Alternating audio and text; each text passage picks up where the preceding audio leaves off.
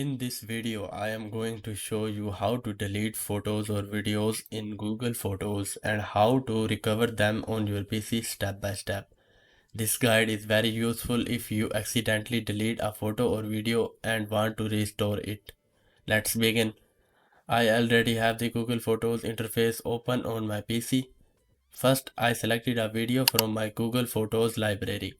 Then in the top right corner, I clicked on the delete icon.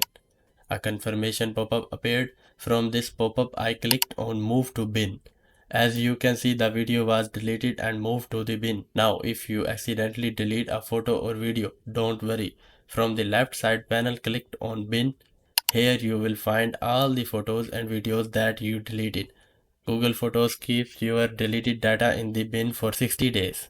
Within these 60 days, you can either restore your files or delete them permanently. In my case, I selected the video and clicked on restore. Once I clicked on restore, the video was successfully recovered.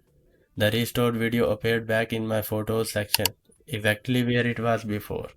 And that's it. This is how you can delete and recover photos and videos in Google Photos on your PC easily.